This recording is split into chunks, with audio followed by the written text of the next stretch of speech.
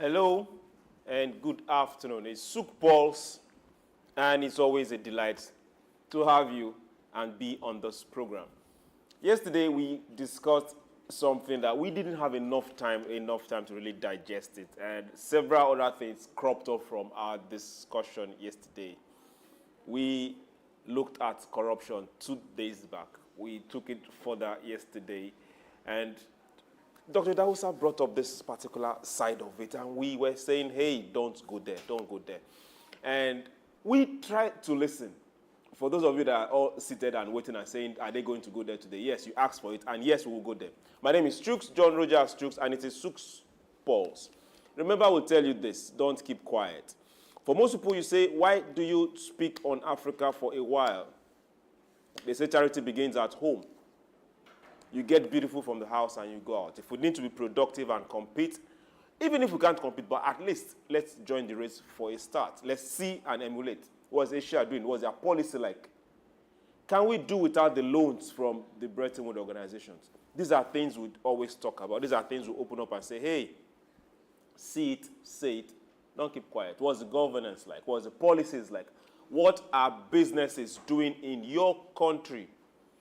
Your elected officials, how have they been doing the job you elected them for? So, hey, it's SOUQ Pulse. Today, we will be looking at what's happening in Nigeria. Nigeria, yes, over 200 million people, the most populous black nation in the world. You heard me right. Now, we're looking at the electricity subsidy removal. That particular tariff that everybody is saying has shut up. Now, we are asking this direct question. This particular subsidy removal, what effect does it have on productivity, which happens to be our major theme on SOUQ Pulse? Productivity, productivity, productivity. Me, you, small business, big business, government policies. As long as we are productive, hey, we are all in. So now, for this particular subsidy on electricity that has been removed, we are asking you directly, is it profitable to productivity? And I am also privileged to have the same person that went there and we're begging him, don't go there yet, but he did. He's still here, and he's going to continue from where he stopped. So, ladies and gentlemen, your excellencies, please put your hands together if they are free, and join me as I welcome Dr. Dawusa. You're welcome on SOUQ Pulse. Choose, good evening. You're welcome. Nice to be here again this evening. You're welcome, sir. So, now, someone will say a little bird told us. Now, a little bird did not tell us, but we know you are very knowledgeable here. We are not sure if you are a stakeholder, but some part of the north, they say is stakeholder. We know that you are a stakeholder in one aspect or the other, so we are going here. So, sir, let us start, just like our topic. This removal of subsidy on electricity in Nigeria, is it profitable to productivity? Well, as it is generally said today globally, energy is life. And without energy, you can't be talking about productivity. Because everything that we will talk about today required is to survive. And that is what it is. That is what it is. Okay. Sir, why was it removed? Well, for a very long time, and if you have been a keen observer of that industry, you see that it has been within the domain and control of government, seen as social service. And you're seeing government now taking more than it can bite, and a lot of pressure to deliver on social good. It's only incumbent for the government to take a very, very profitable stand, which is seeing how to allow the industry to self-fund and then, of course, create the ripple effect on the economic growth of the nation. Okay, if we say the industry should self-fund, good. If we say ripple growth for the economy, beautiful.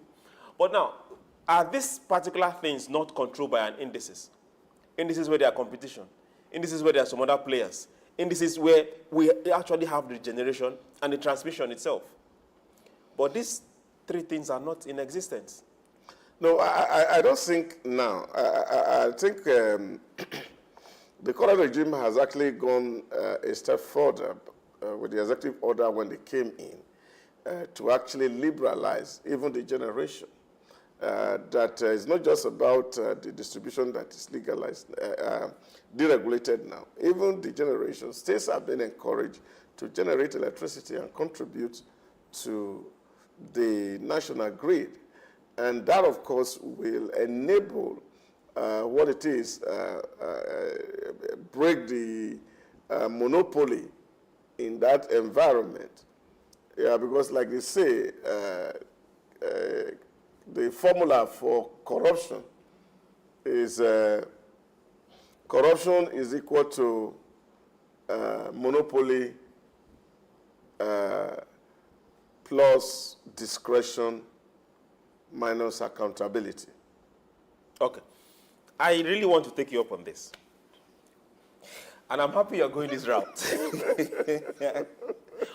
Monopoly plus discretion minus accountability. Okay. Now, the learned one, who happens to be the most learned of everyone here, he said corruption is monopoly plus discretion minus accountability. Oh, yes. Now we have an electricity body in Nigeria who happens to be the only electricity board, monopoly. They have always taken their decisions without consulting or minding whose us is God. No discretion. Now they hold nobody responsible for anything. No accountability. So where exactly are we? Are they corrupt? Equal to C. So now, sir, we are going somewhere. We want power. Africa needs power. Once, I still remember on a particular program we had here, you gave this direct analysis that the power generated in any country is directly proportional to the growth of that country. Oh, yeah. Directly proportional to the production level of that country. That country, yes. Now, as we speak, Nigeria, who happens to be the most populous country, not just in Africa, but the most populous black nation, with indigenous people, people of high talent, that have been sourced and taken all over the world, we are not generating and distributing up to 5,000 megawatts, which means industries don't even have power to work. If we say industries, oh yeah, let's go. As we speak, homes that depend on the small amount that gets to them, people that depend on salaries or stipends that get to them, now have to pay times 3 of what they were paying before. Where is this going to lead us? It's going to be very, very difficult for a start. But I think the government needs a whole lot of will to ensure that some certain things are quickly put in place. And this is to ensure that every home in Nigeria is metered in terms of consumption. And then we know exactly what people are taking. There need to be a lot of transparency in terms of generation. There need to be an established power trading arrangement, which currently is not in place. And I think that is very, very fundamental so that people can trade power, buy and keep, and resell at will. This, of course, will help the offtake from the generation companies. Of course, this SOUQ will be able to take whatever thing that is generated. But of course, if there's all this happening, then of course, we must also see how to open up that sector, especially in the area of generation, to private participation, where we see private companies also contributing to the national grid, and then they are able to ensure that there is efficiency in the way this transmission is done. And once you see investment in the value chain of energy, it is easy for us to be able to calculate what actually cost of energy.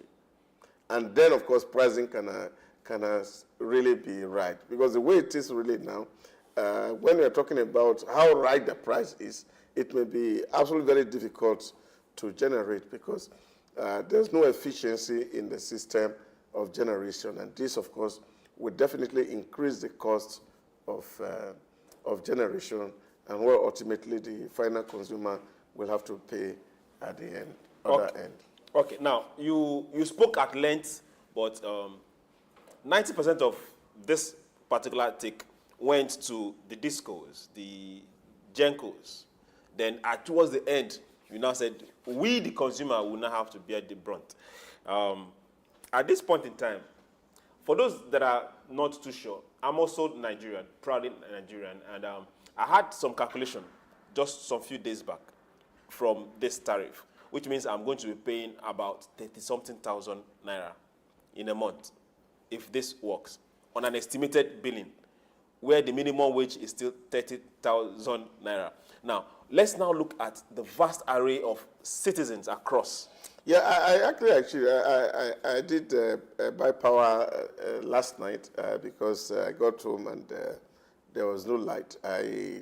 Usually I do 2 weeks, 15,000, and that's about 200 units or 205 units. If I pay, for 2 weeks, 15,000, I buy like 200 units. But yesterday I have the 15,000 for 2 weeks. It will exhaust.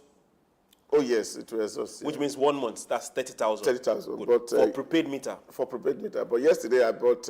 Sorry, do you have like a factory around your house? No, I don't. Oh, you don't.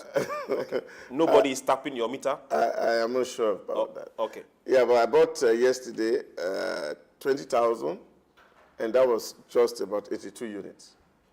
That was just 82 units. Yeah. So give and take more than almost 60%. So I'm not sure that will take me for 1 week.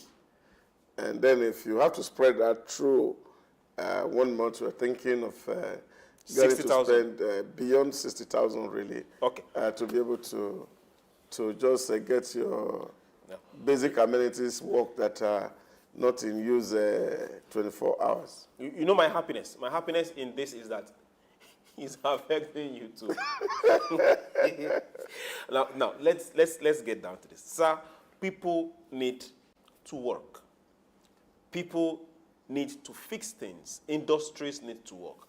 Now, we are in a climb right now where the power generation, 90% is coming from the national grid. For small businesses, we're not looking at those big businesses that have those big power generators and use waste oil.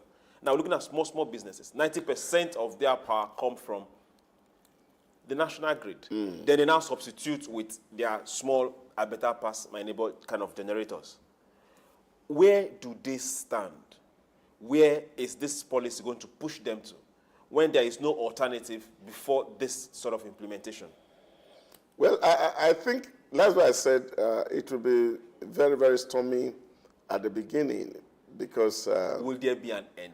Yes, when we say that at the beginning, will there be an end? Yeah, it's not like fuel subsidy where you can say, okay, I am not going out. Let me look for substitution. No, I think from experience, at the beginning it will be stormy, but as we make progress, it will become very obvious to determine the actual pricing of a unit of electricity. Who will determine the actual pricing?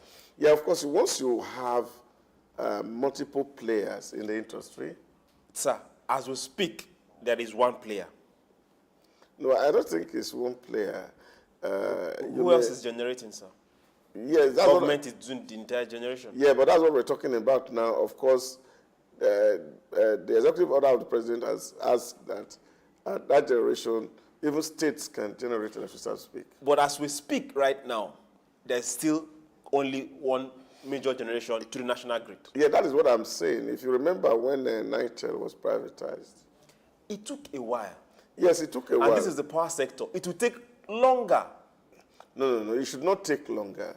Nothing less than a year. Yeah, I actually had the privilege of speaking with somebody from TCN once, and he said to me that, of course, the industry can be very lucrative, and the only way to make it lucrative is government completely taking its hand off. And I think that's the issue with actually... Is it possible? It's possible. Why not? With the way government has already seeded discos before this administration, and those ones are more like semi-gods, well more than demigods. Yeah, that is why I started by saying if there's a political will from the side of the government to ensure that things get right in that industry, within a very short period of time, stability will come, and then you will see that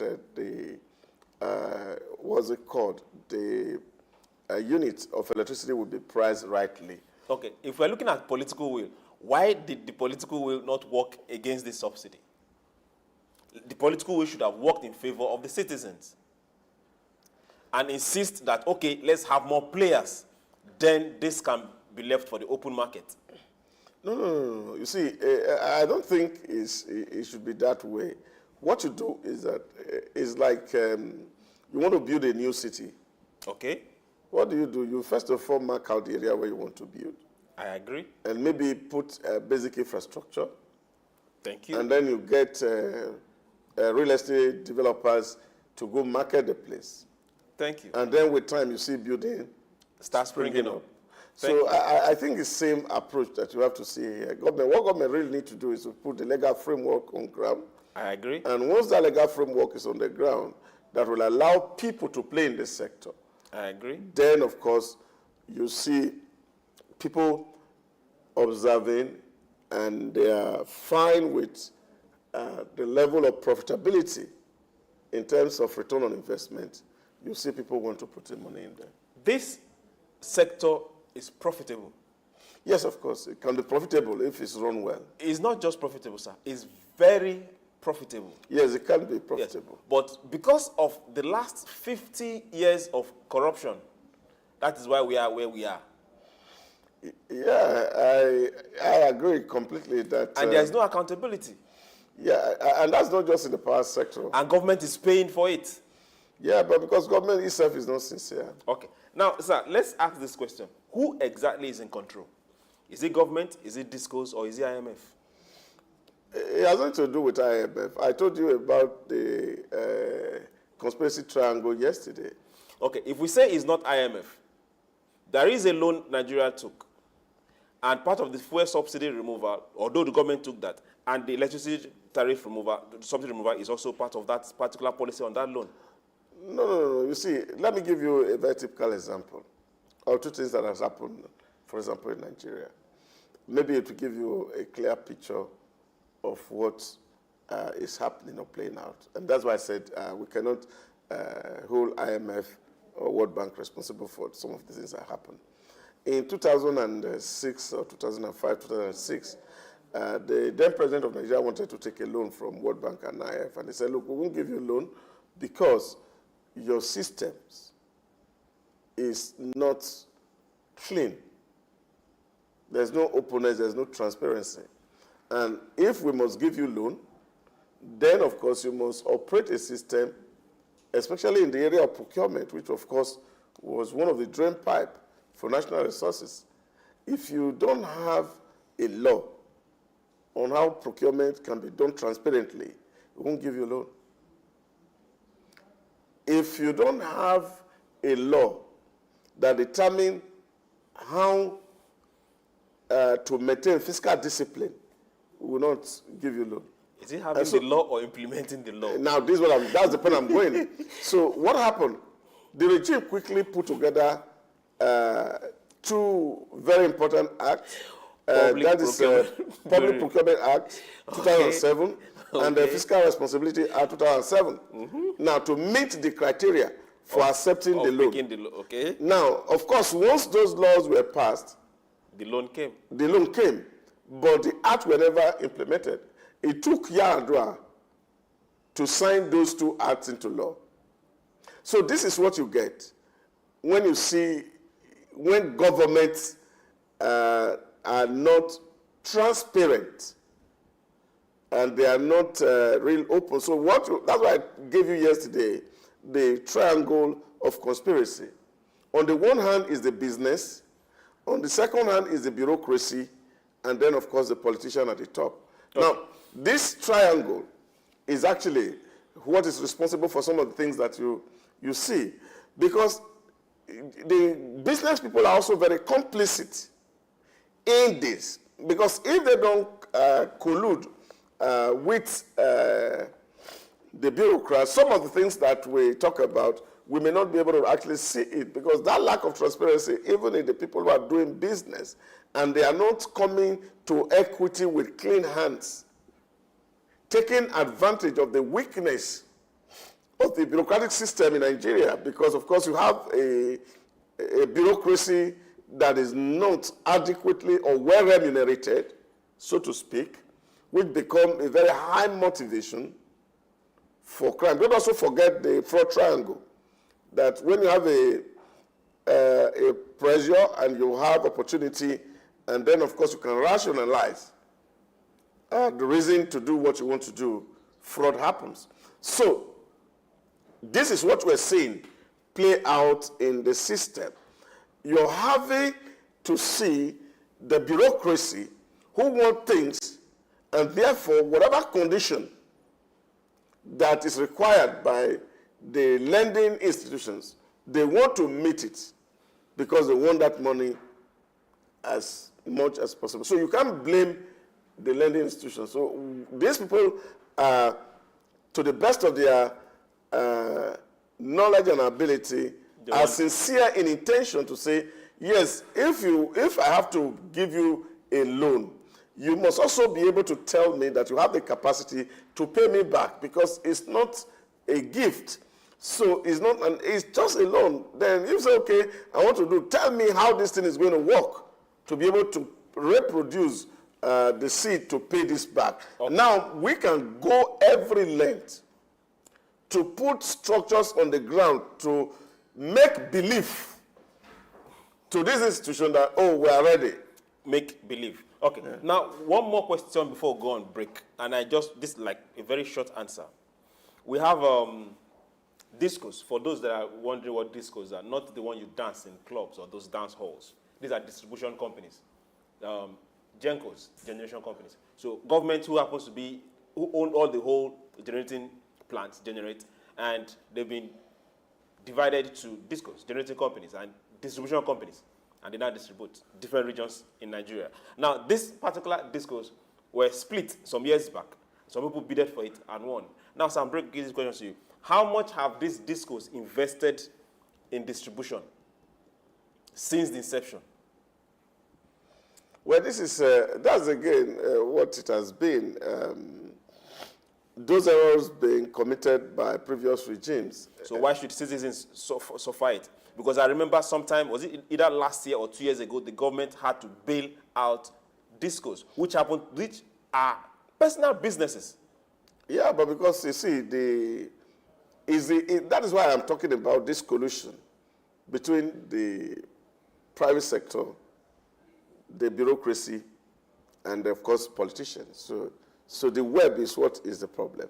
So when you have businessmen who are not ethical in operation, and you have bureaucrats who are not ethical, and you have politicians that are not ethical, so how are you going to suddenly generate ethics in governance? It will be missing. So that is a missing link in all the things that we are doing. And these are the issues that we really need to speak to, because we need people who do business with integrity. Okay. Now, before we talk about people who do business with integrity, we also talk about, we have individuals, private firms coming into generation now. Geregu Power Plant, Ueli Power Plant, that's Transcorp, and Femi Otodela & Co. Before we get there, we'll go on a break. Don't go anywhere. We seek better, and we must get better. SOUQ Pulse will be right back.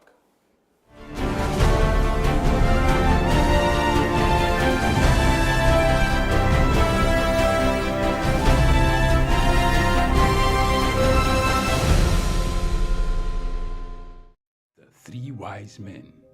Iconic sculptures and statues adorn major metropolitan cities of the world.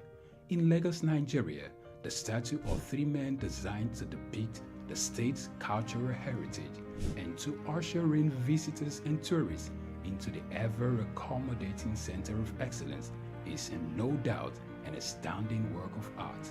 Originally built under the administration of Colonel Raji Rasaki, designed by Bodu Shodende in 1991 and standing over 12 feet high, referred to as Agba Meta or Aro Meta, the three sculptured chiefs were placed along the Lagos-Ibadan toll gate to welcome people coming into Lagos State. The statue called the Three Wise Men by many has become a major signature for the state. Three white-capped chiefs clad in white wrappers, knotted across their shoulders and with clenched right fists are shown in the artwork. The images fasten. Is it going to put us in a better light or help us think better, work better, be productive as in generally? And Dr. Dahosa has been doing a whole lot, trying his best possible to tell us how discos and government needs to work. I wish I'm not in his shoes, but hey, sir, you're welcome, sir. Thank you. Yeah. So, sir, I need to read out something for you. Let me just read through it. Now, according to the Nigerian Electricity Regulatory Commission, that's NERC.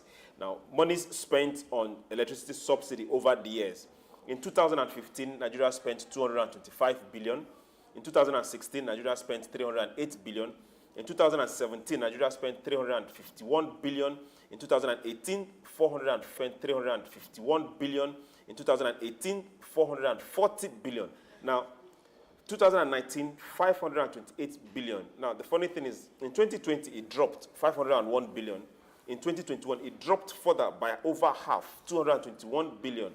It dropped again in 2022 by 144 billion. Then the scary part, in 2023, it did times 3, or almost times 4, 645 billion on electricity subsidy. Now I ask, how are we going to believe this? Because these are numbers a body has given us. Yes, a government agency body, but how transparent is this? Who are they subsidizing for? For me, or for an industry, or for the Gencos, or for the discos? How exactly did they arrive at this? If this is what they are telling me government has subsidized, I'll put it directly. What government should have put in their coffers. But on the other hand, they've spent this, losing what they've generated. How can we stop this at the same time have a productive economy? Well, I think there's a whole lot wrong with the way accounts keep books and record.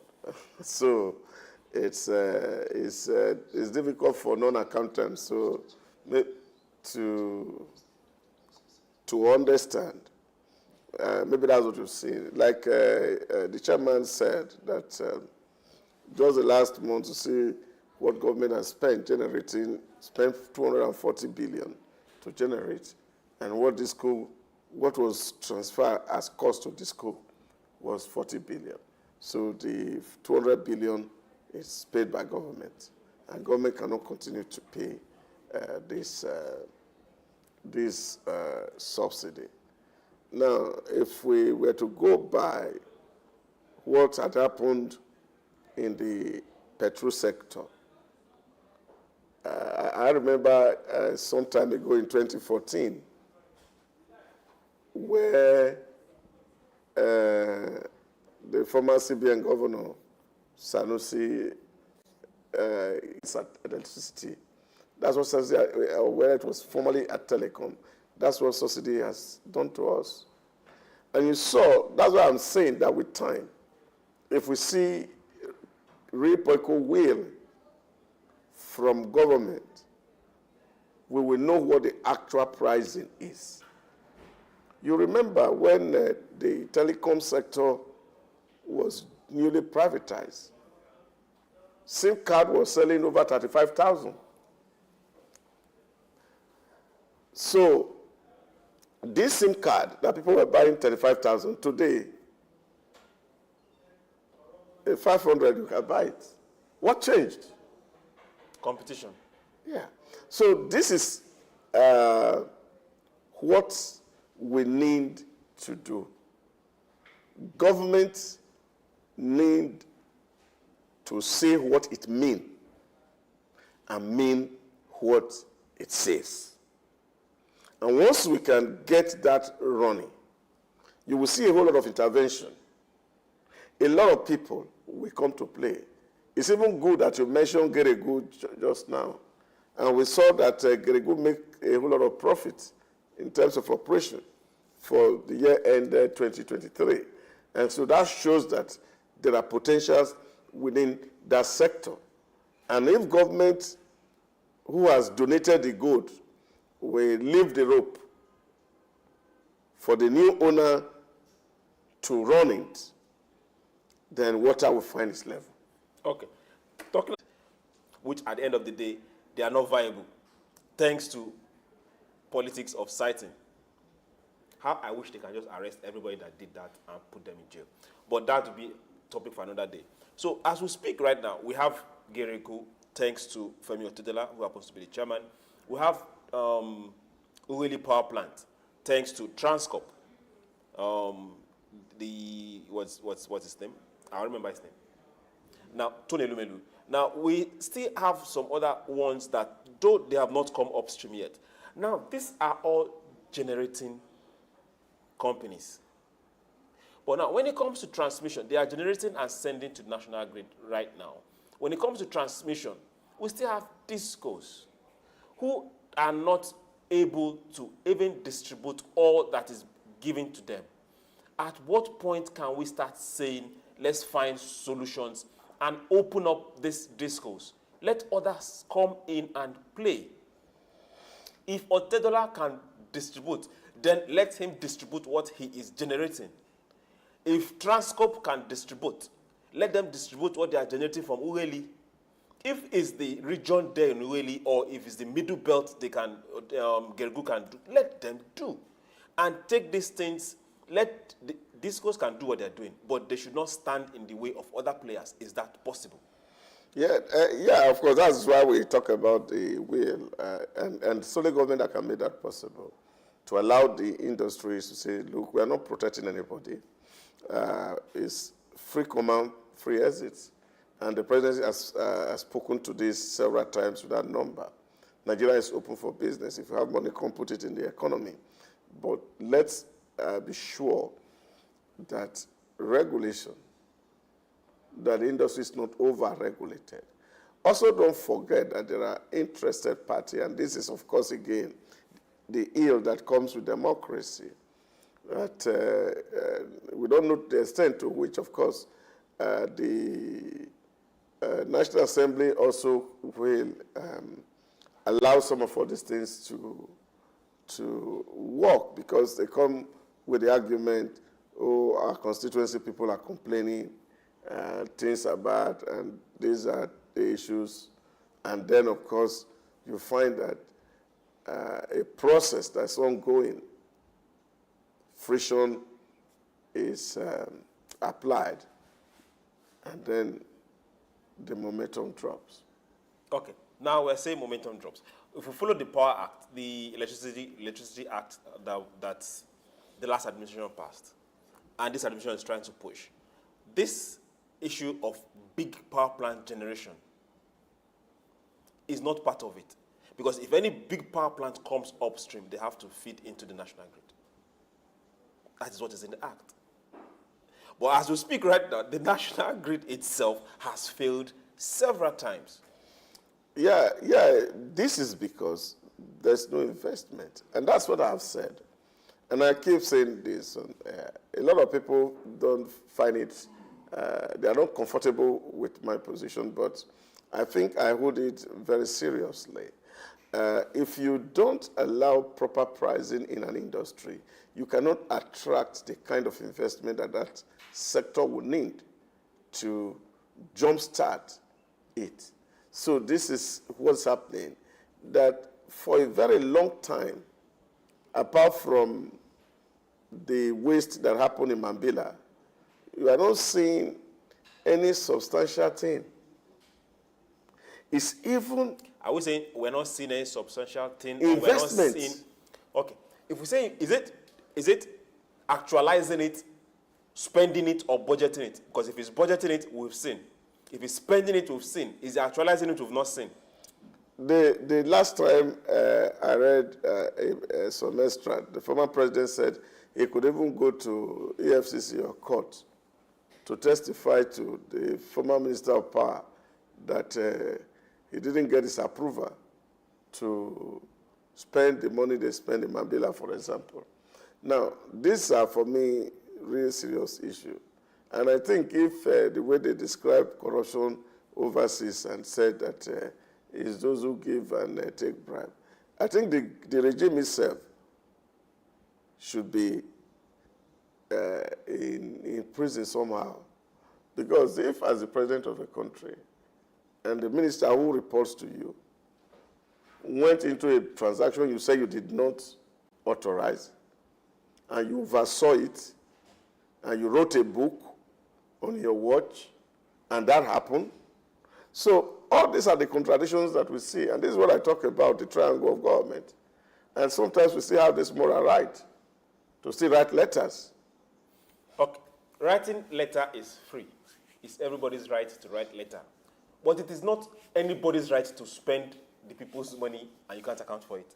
Yeah, but that's what we're saying. So people spend money that are not accountable, and then 10, 15 years after a regime, and somebody is saying, 10 years after you have left office, 15 years after you have left office, you want to testify against a minister you appointed by yourself. That, for me, is something that needs to be desired. So this is where really the challenge is, and that is why a lot of people say the current regime inherited a lot of baggages, and these baggages have been entrenched. Is that an excuse? That can't be an excuse. They knew about it before they got there. They should prepare for it before they got there. Oh, yes. Yeah, but you see, that's why we will need to give the regime ample time to deal with issues, because when you say give the regime an ample time, do we have a choice? Yeah, we do. We don't have a choice. We do. This is where we are right now. Yeah. So everybody's hand must be on deck, because if they fail, we fail. If they succeed, we succeed. But as we are all working towards a success, we also need to live. So the bottlenecks in terms of legislations, in terms of acts, government is a continuum. Whatever your predecessor did is binding on you until you are able to get substantial support, maybe from the National Assembly and State Assembly, to change some of the provisions that have been introduced into the status book of the country. So all this will need to take time. So it's not something that government can just wake up and do in one day. And this is why a lot of people really need to see what government is doing, that for every policy that you put in place, there should be a time period or a gestation period for that policy to begin to yield its fruits. Okay. Also, for those particular kind of policies, just like this subsidy removal, there should also have been a time period to give space for people to get into that particular mode, or look for alternatives, or encourage other companies to start distributing power, or give people alternatives. It doesn't work like that. Okay, but it works the other way, for us to take it and just... No. What you're saying is, who is this company that will come in?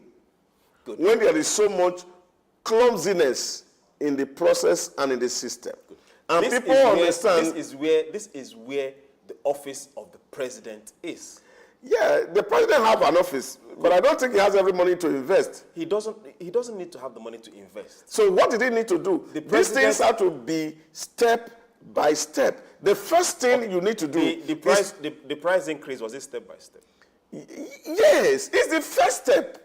It's the first step. Oh yes. Pay from 15,000 to 65,000. Yes, that's the first step. What that means is that knowing fully well that fuel subsidy was removed. We are still battling with that. No. It's not just fuel subsidy. Knowing fully well that the dollar-naira ratio is just coming down. These are things that they are also battling and trying to take care of.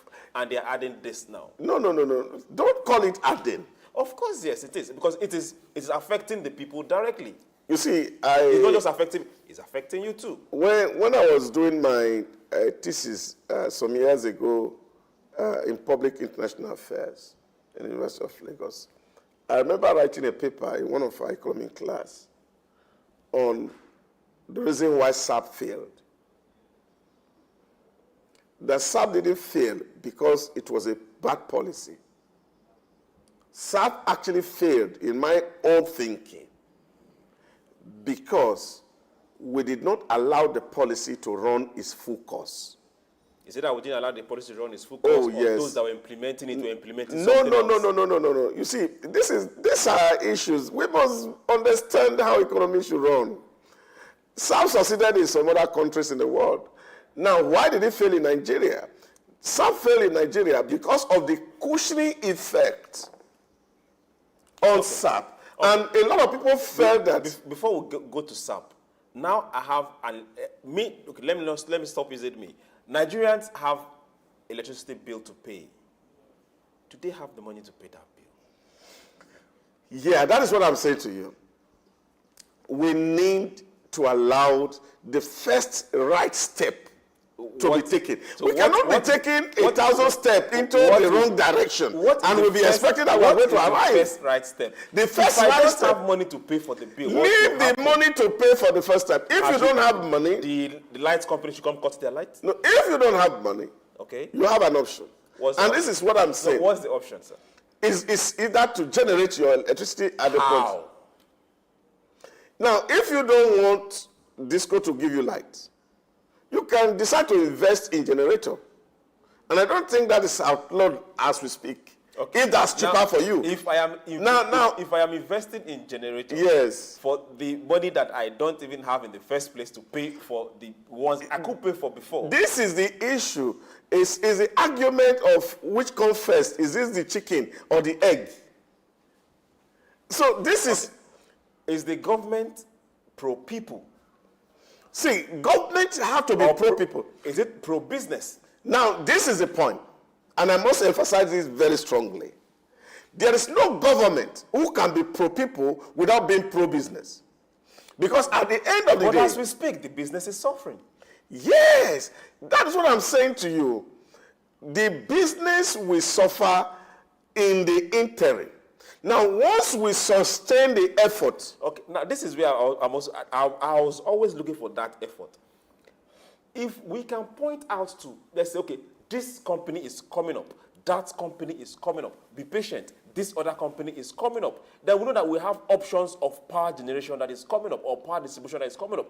But as we speak, there is none.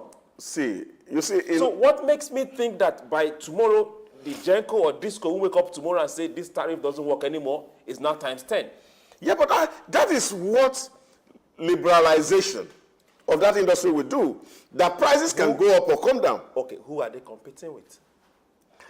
You leave that to nature to fix. Don't need... When has nature started fixing it? Oh, yes, nature fixes a lot of things. You see, this is the issue. Once government says, okay, we have allowed this industry to run on its own, and they have free comma and free exit, and nobody is protecting anybody, and all of us are going out there to compete. Can government also wake up tomorrow and say this policy, every single Disco, your license is cancelled? Let them do that. Disco, your license is cancelled. Power generation, open it up. If you want to invest, you want to buy, come and buy. I had that conversation some time ago with some key stakeholders in the industry, and one of the issues that was raised was the fact that the way the agreement was structured was such a way that it was... See, this is why I am telling you about the conspiracy between the bureaucracy, the business people, and the politicians. But we have the government who should stand for its citizens. So the government should be for the citizens and not for... No. No? No. Just like I said before. You see, this is the issue I'm saying to you. What stops this tariff from going to times 10 tomorrow? Leave what stop. See. Because I don't have money to pay. Leave so money why should I leave it? Leave money to pay. See, we have to determine what we need. I remember in... affordable power. Leave what is affordable first. In India, for example, this same argument were on the ground. And those who were feeding fat on subsidy keep emphasizing the citizen has no money to pay. The citizen has no money to pay. And the Prime Minister of India woke up one morning and said, let's determine what do we need? Do we need power or do we need subsidy?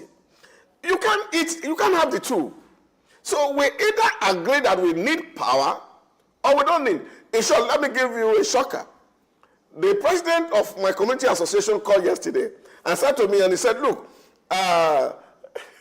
when Light was epileptic, that our people requested that we should move to Band A. That we move us to Band A. And now that power has gone up, now they came and said that they have been putting pressure on him, that they don't want Band A again, they want Band B or Band C. Now, this will tell you how human beings make decisions. You wanted light, but you don't want to pay, and you want the lights to be efficient. It cannot be. You can't eat your cake and have it. Now, if we want light, then we must be ready to pay fair price. Now getting to fair price, which is the point that I want to make, and this is it. How do we get to fair price?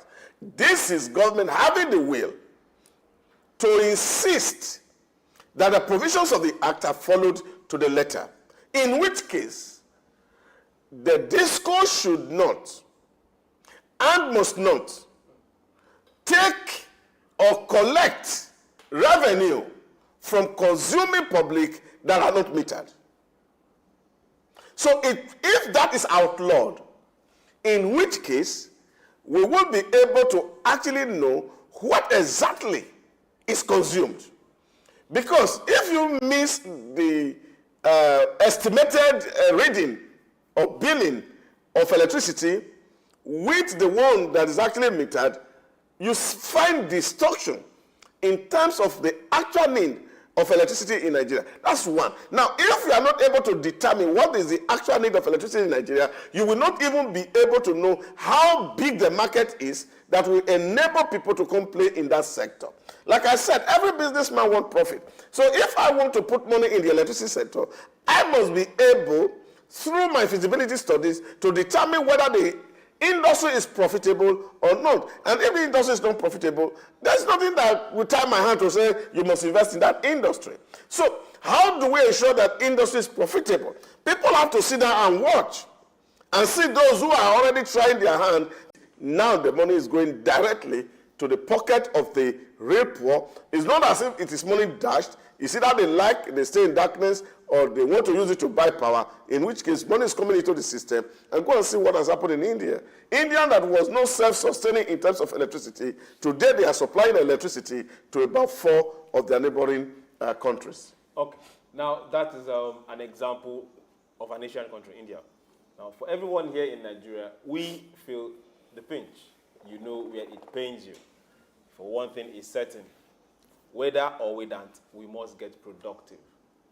If the distribution companies or their best as we speak, we as a people must stand and say so.